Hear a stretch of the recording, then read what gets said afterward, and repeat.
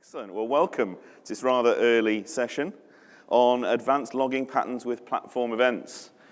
So I'm really excited to show you this new take on platform events. It's obviously a relatively new technology, so I've been thinking of different ways we can leverage it. We'll talk a bit about that in the session. My name's Andy Fawcett, FinancialForce CTO. And I'm also a blogger, blog by the same name, Andy in the Cloud, and an author of the Force.com Enterprise Application Architecture book, Salesforce MVP as well. FinancialForce, very briefly, is native on the platform. We've been delivering solutions on the platform since 2009 now, ranging from financial management, professional services automation, billing, RevRec, forecasting, the whole ERP suite. Around 700 employees, around 1,400 customers worldwide, so a truly international company. We're growing really well, and if anybody's interested in either working for us or interested in knowing more about our products, we have a great stand at the expo, so do drop by and have a chat with a member of the team if you want to know more, or indeed come and chat with myself after the session. So, logging. On the face of it, it feels like quite an easy concept, and I even doubted myself whether I could talk for 40 minutes about logging. Well, when you start to think about logging, and particularly in the cloud, it's more than just outputting a bit of text to a file and then opening the file and having a look at it. In the world that we live in, we actually need to think about how we analyze the logs, how we do analytics on them, how we roll them up, how we look at them in real time, not just casually post the event. So when I started to list all the requirements, I ended up with quite a big list. And my challenge really was to see whether platform events would make that list any easier or indeed any harder. Hopefully, we'll find it's a little bit easier with platform events. First of all, flexibility. We all want the logging to be flexible. Text is a basic output of any log, but ultimately we want to capture some telemetry that we can do reporting and analytics on. So we need to capture some numbers, some reportable information, Booleans, numbers, text information, such like. For us on Apex, it might be limit information. We might be monitoring what limits and resources our code is using at any given time, because of course that does vary depending on the data. So flexibility of what you log. Easy to use. Developers tend to choose, and I personally tend to choose logging libraries based on, firstly, the API. Is it fairly easy to use? Does it get in my way? Does it need a lot of setup? I'll tend to gravitate to the ones which are fairly simple to put into my code and don't clutter my code up and get in the way. So the ease of use of the logging API is really important to keep in mind. So it's got to be simple but powerful, not really clutter your code. Analytics and active monitoring, as I said earlier, has just got to be there for us in the cloud system. We've really got to be able to aggregate this information, filter, and even action on it. Actually take some appropriate action by analyzing the contents of the logs. Security, really important. Obviously, logs tend to exist on servers, but in this case, the logs might go anywhere if they're a platform event. So think carefully about what you put in the platform event, who has access to that platform event, and where it goes. Don't put things like session IDs in there, things that might represent users or data, because that could contravene security conventions that you're applying to. Efficiency, also important. Make sure it doesn't actually erode the performance of the application too much. It's going to have some overhead, all logging does, it's extra code that gets executed. But make sure that you pay attention to that. So if you can, push some of the sophistication out post-logging. Get the information out, and you'll see in this session, we've used tools that are after the event when the log has been generated to actually do some clever stuff with it. And platform events have been really useful for that. So, how many people attended the developer keynote yesterday? Perfect. So, thanks Salesforce for the perfect primer on platform events. So, don't need to do too much on these slides. You all know all sorts about platform events. How many people actually have had a go with them hands-on? Okay, good number of you. Excellent. So, what are they? Very briefly, let's talk about that. So, keep in mind our requirements. We'll revisit those logging requirements momentarily. What is an event? You can think of it as a kind of message that's shared from one process to ultimately multiple processes simultaneously. So an event can be defined, and we'll see in a moment that you can define it just like an object. You would a custom object. It has fields, it has data types for those fields. And a process sends that event, and that's usually called a publish. You know, often you'll hear this term publish, subscribe. You're actually declaring that you're going to publish this event, and you send that event. So that becomes a message. And then you have multiple processes that actually receive that message, and they subscribe to that and listen to that. So some of the use cases you can imagine for this type of mechanism is responding to activity occurring not just within Salesforce, but the outside world. If you looked at the demo in the developer keynote yesterday, we were looking at devices in the outside world in the particular fields, in the irrigation devices, reporting malfunctions and statuses of that coming back in. And we were also seeing events coming out of Salesforce back to those devices. So device integration and even process integration, if you think about Heroku as an additional cloud that we have at our disposal, you might want to have processes in Heroku that are communicating through platform events. So this is definitely an alternative to polling, by the way. So the days of polling are long gone here. No longer are we kind of dumping things to database tables and looking for statuses to be changed. We're sending events and receiving events. We might want to use it to defer work into the background. I think it's a real opportunity for those of you that tend to put a lot into Process Builder and Flow, and sometimes you find that you've kind of just slowed the system down a little bit. By sending a platform event from Process Builder or Flow and having that event handled in the background, you can defer some of that processing and thus improve some of the user interactive response times. We'll talk a little bit more about Process Builder and Flow in this session. And ultimately, the use case for this session is telemetry. We want to gather telemetry about what's going on in our application code, so we're going to look at how we can use platform events to capture that information. I did have a little chat on the wonderful world of Twitter, and Bonnie Hinders here gave a good explanation from her perspective as an admin about what platform events were. And she kind of hit the nail on the head in terms of decomposing a specific business process and making it easier to customize, because you can see the different events occurring. You can hang your own logic and customization off those events as the business process unfolds. She also saw it as something that you can do across multiple orgs. It's certainly a little bit more complex to do that, but it's definitely possible. Roger, I don't know if either of these two are in the audience. If you are, stick your hands up. Thank you very much. There's Bonnie. Thank you.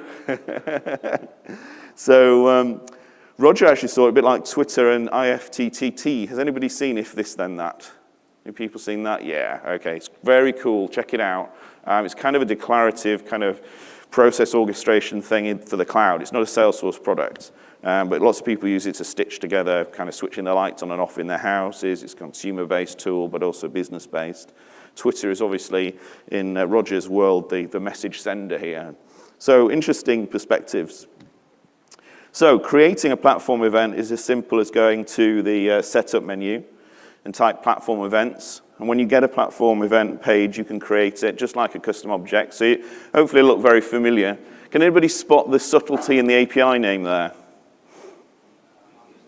That's right, ends in _e. So yeah, we're getting get a buzzword bingo going, I think, at some point. Somebody ought to write a blog on all the different suffixes on these days. We've got B for, I think, the big objects. And so E stands for event, and it's different from a custom object, but looks very similar. We've got some fields here that I'm capturing. We'll see those fields later on in the session. We're going to capture some data. It's a long text area because we're going to use a bit of text in there. We're going to capture the DML and the SOQL for the event as well.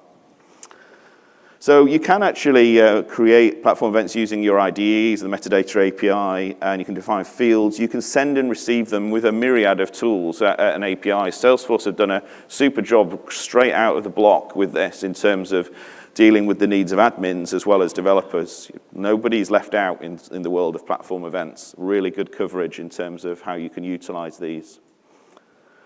So let's revisit the requirements. Multiple log listeners to filter and forward log events to. It's a good flexible feature. We like that.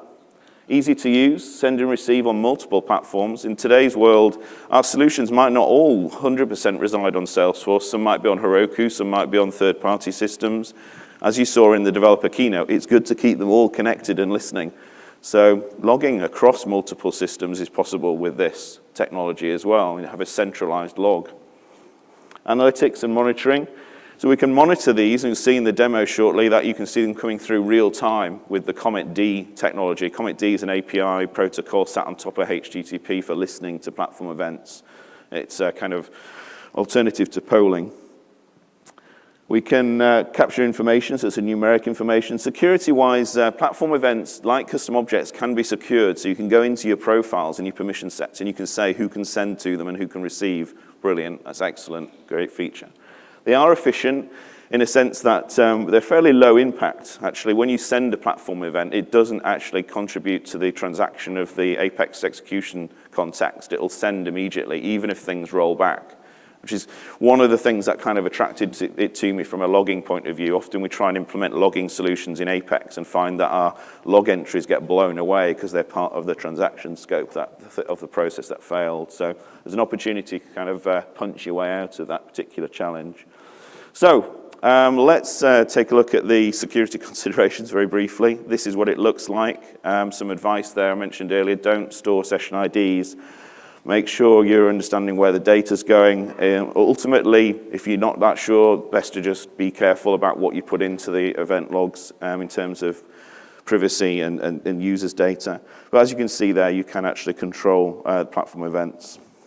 So that's introduced platform event logging itself. And sending and receiving logs can be done via various APIs and via a streaming API.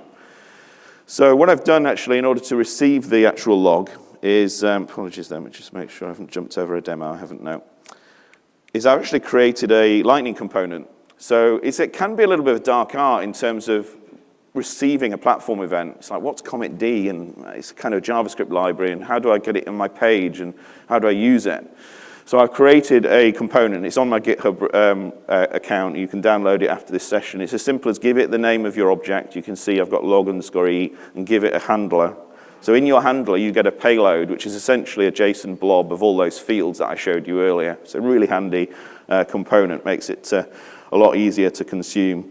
If you're in Apex, as I said, Salesforce has done an amazing job at coverage here. We've got some methods in Apex to send. So there's a new event bus method, and you can actually publish that and send it. And you can see there, it's just a regular S object, not that much different from a custom object. Just construct it, set the properties, set the fields. This makes me chuckle somewhat. It's an interesting use of triggers, because as you might be thinking, platform events aren't stored anywhere. They're sent and then received. Ultimately, Salesforce is managing that in the background, but there's nothing to query afterwards.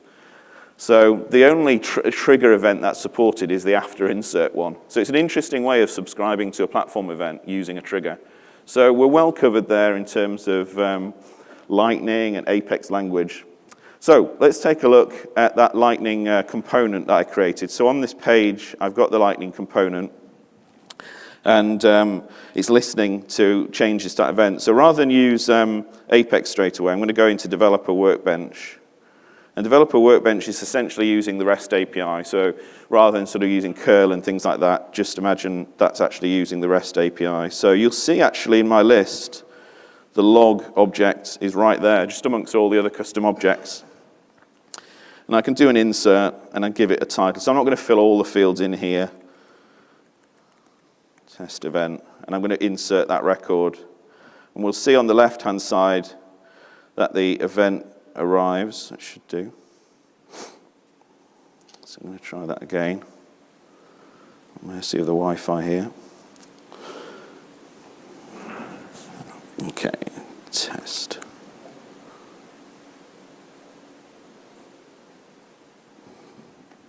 Okay, right. So if we've got some problem going on here. So what should happen, let's see if the log monitor itself picked that up. The event should appear there. That's pretty disappointing. So the event should appear on the left-hand side when I've sent the platform event, and also appear in the log monitor at the bottom there. I'm going to just take a quick moment just to have a little snoop in the developer log to see if I can quickly identify what the cause might be here of that particular problem. Okay, don't see the immediate problem.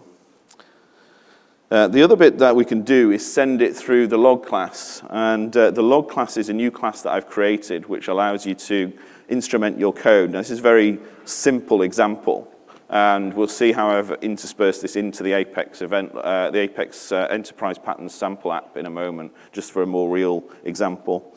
So what this does is kind of capture in memory all of these events that are occurring. And when you call the emit method, it will actually emit that as a platform event. And it's capturing the structure. So I've deliberately structured the code here so you can see it a lot easier, but it's capturing the indenting and the nesting. So let's see if the Right, okay, so perhaps there was some problem with Developer Workbench there. So you get the benefit of seeing what my earlier demo should have done via sending via Workbench. Not quite sure what happened there, but very relieved since this is a demo about platform events and logging that's working. Okay, so let's just open up that. You can see I've actually used the Lightning base component. Apparently it's modern these days. I'm a bit old school not to see lines connecting my tree nodes. I don't know, make your own choice. But there you go, that's the tree view in Lightning base component. And you can see it's showing the indents, the scope. So let me flip back to my demo, and we'll learn a bit more about the ways in which you can send platform events. So I've been teasing a little bit about Process Builder and Flow. So very quickly, and these are gracious screenshots from the docs, it shows that you can actually send and receive and filter platform events in your favorite tools, which is absolutely awesome. Process Builder does have the kind of interesting requirement that when you receive an event, you need to associate it with an existing record. I guess that's historic. Process Builder always has its life around a given record. So when you get an event in, you actually have to tie it and map it to a record that already exists. Now, if that isn't suitable for you, there's a little tip I can give you. Just map it to the user. Pick the user record and then map it, because each event has the user that generated itself. So just map it to the user and you'll be fine. Okay, so logging in Apex. We did create a logging class. You saw that briefly as I jumped ahead in my demo sequence. And it's very basic, but I did want to demonstrate a few features. You can support nesting, so you can push things and pop things. They don't have to be method entry and method exit. There could be any scope or functionality in your logic that you want to log. You're not really compelled to go and litter this about it creates all your code base. I probably wouldn't do that myself. It does buffer things in memory, and when you call flush, you'll get the log back. So as we saw, you run a bit of Apex code. In this case, it's tracking automatically the SOCL and the DML for you. So a little bit of a nice feature I added to it is it captures the limits before and after and does some diffs. So it rolls up those, and that's really important to the telemetry element of this demo. So I choose to use something not JSON, not XML. It's a bit more verbose, so I wanted to keep it fairly condensed. So that's what the log output looks like in textual format. And it's just using numbers on the left-hand side to denote the depth of the log entry. So let's take a look at the logging Lightning component. So you actually saw that in use in my demo, so I'll skip showing you that particular demo. You saw that just a moment ago. So what you saw is the log monitor appearing as a utility bar component. So that was always resident. It was always visible no matter where I was navigating. And I used the streaming component that I mentioned earlier to build that. Every time something arrived, I used it, received the message, and sent it to my log component, which rendered the log in a kind of more visual format. And I also used the Lightning record data services at some point as well, in later on in the where we record the logs. So it's a very simple component. Basically, just use the streaming component, and it's a dynamic component, so we use the v.body there, and it automatically adds new logs as it receives them. So I'll just drop out very briefly and show you some more log entries. If I actually hit execute again, you can see it keeps adding them to the bottom. So execute last. You can see it keeps adding them there. And here you can see the Lightning bar. How many people are familiar with the utility bar? Yeah, if you're good, that's good, you should. It's an awesome tool. Okay. Right. Okay, so let's get a bit more advanced. So Apex Enterprise Patterns is a library for helping you separate your code into business logic, database logic, and logic for querying the database and such like. So it encompasses separation of concerns. And along with that library comes a sample application that we've built and FinancialForce called the Apex Enterprise Patterns Sample App. Not quite the most exciting name, but it does describe its purpose. And inside that app is a feature called Apply Discount. It's just a fictitious piece of functionality. You go press a button and you can apply a discount to an opportunity. So I've instrumented that functionality. I've added something to my service class. I've added something to my domain class, through to my unit of work. And added this type of code to the actual service layer, and this has been added to the unit of work. Now, adding it to the unit of work was quite interesting because I could trace all the database changes going on regardless of where they came from in my code, because I'm routing everything through the unit of work. So that was quite a pleasing update to the unit of work. So let's take a look at that in action.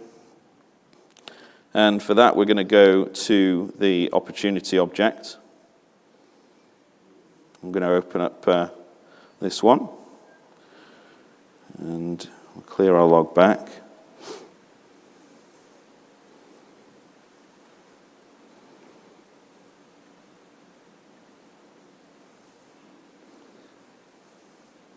Okay, so there's our applied discount object. We're going to open our log monitor, and we're going to apply a discount to this one. And we'll give it a 1% discount.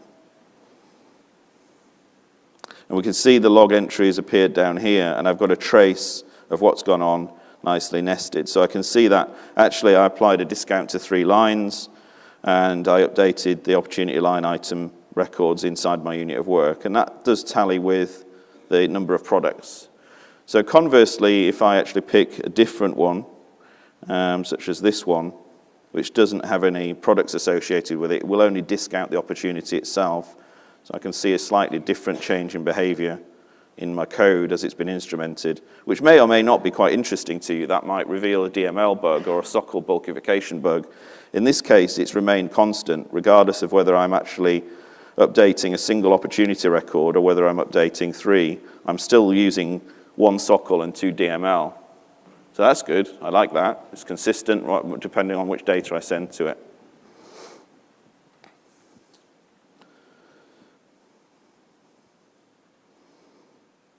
Okay, so what happens if I'm kind of a bit curious and I can see that every now and again I get some DML exceptions, I get some limit exceptions. It's running in production. I'm not quite sure why it's happening. Most of the time it works, other times it doesn't. I suspect it's down to data. So what I can actually do is, rather than just sitting there watching all day that log viewer, because it's kind of nice to watch them all come through as everybody's using the system, I can actually have something else, Process Builder, monitor that for me and use some conditional logic in Process Builder to do and take an action if things change. So in Process Builder, you can actually stipulate to monitor a platform event. And it's when you go to New Process Builder, you get this option now in amongst the other 2 options that are there, and you can pick your platform event. Pretty cool. And you can then, so you can see actually I've used my little trick here. I've associated the log with the user object. I don't do anything with the user object. I'm just associating the event with the user object. I then go on to actually check the condition of the SOCL field. So I captured the SOCL that was used. If it's greater than 1, then I'll actually take an action and capture that log so I can review it later on. So essentially the use case I'm exploring is capture the event if there's more than 1 SOCL statement is used when executing and applying discount logic. Now, ultimately, what I want to do after I've done that is capture that log. So I created a custom object that mirrors my event object. It's pretty much the same fields, but it's a custom object. And it's going to store the events that apply to my criteria. And what I've done is created a Lightning component so you can see that event log in the same way that you saw it in the utility bar. So we'll take a look at that in the demo. So what I'm going to do is I'm going to scupper my code, which is British for break it. And essentially, I'm going to add an extra call to the selector, which does another query. It's a completely pointless query. Obviously, it's a very contrived bug. But I'm doing now 2 SOCL queries. So if I go and apply the discount again,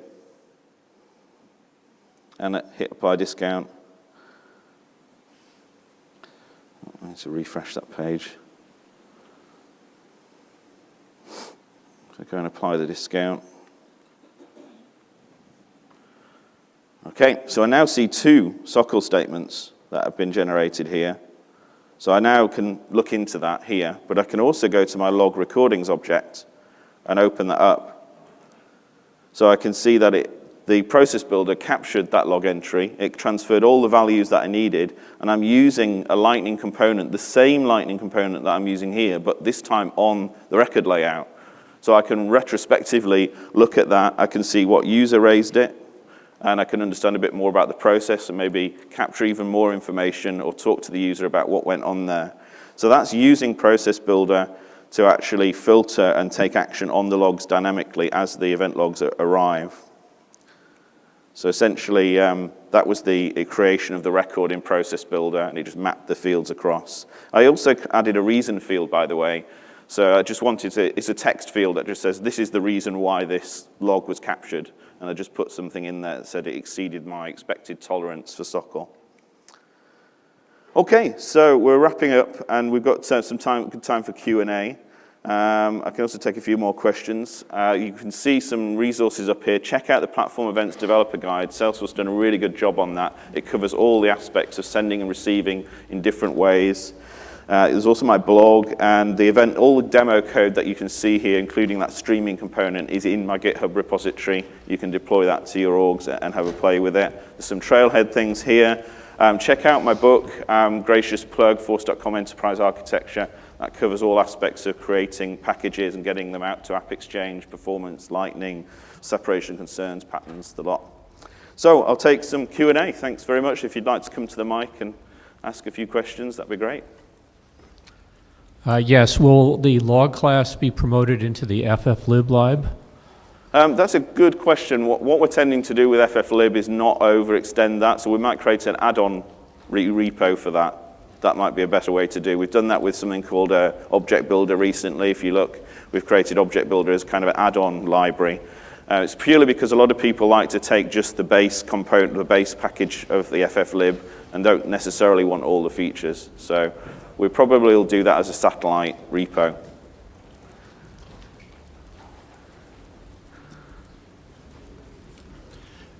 Do you know if anyone has used Splunk to consume these platform event logs?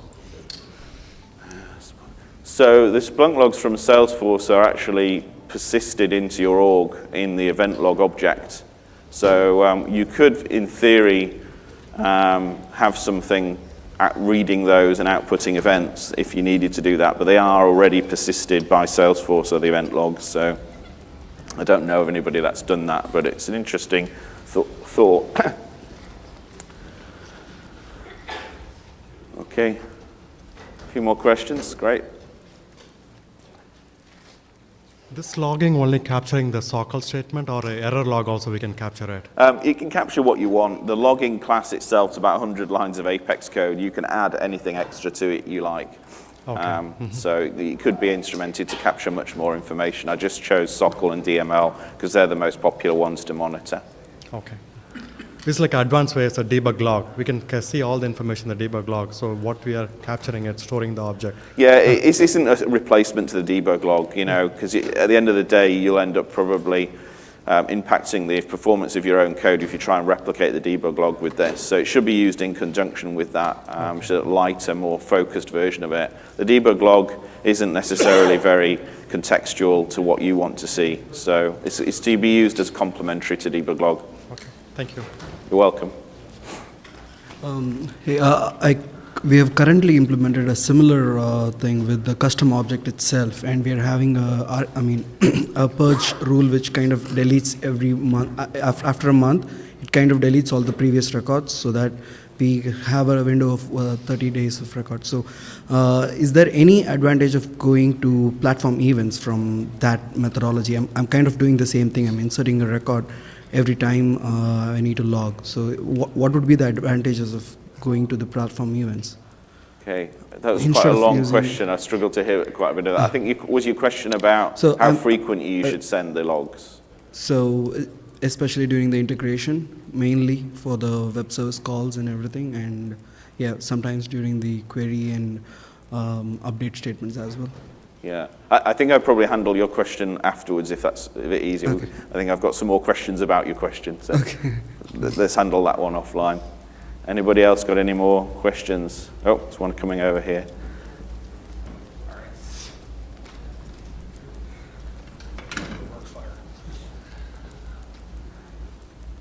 So This is still running on the Comet D protocol between the Correct. source and the consumer. Yeah. How would you describe, and maybe you covered this and I missed it in the first couple minutes, how would you describe the benefit of platform events over, say, the streaming API? So they are one and the same, actually. So, Okay. I mean, from a client perspective, you receive a streaming API event the same way you receive a platform event. It's exactly the same library. The thing with streaming API, I guess, is that you need to set up the push topics yourself. Salesforce have kind of given you a mechanism with Process Builder and Flow to do that declaratively. So this is more of a click-based setup of a push It is more topic. of a click-based thing. Okay. You know, and I think with platform events, they're much more descriptive in terms of what you can put into them and such like. So more contextual. Then do the rules for what platform events work for, are they identical to what streaming events work for? Because streaming API works for, like in Salesforce or in Service Cloud, the order object is not supported on push topics. Right, I don't know about that one. That's Okay. a good question. The easy way to try is probably go to Process Builder, try and create a process over that object and send an event. By the way, when you're sending an event in Process Builder and Flow, there is no send event thing. You just insert into the object like it was a custom object. It's a bit funky, but that's what you do. So just use the insert actions in those tools to insert a record into a platform event, and that has the side effects of sending it. Yeah, right, and the same for streaming API, but it's the problem that we've run into with our streaming API work is the order object is our biggest focus, and we can't use the So it might be streaming worth for that. trying platform events. I do find them more versatile, really, than the push topic and streaming stuff. Okay, thanks. Okay, any more questions? Okay, thanks everyone for sticking around. It's been a pleasure, thank you.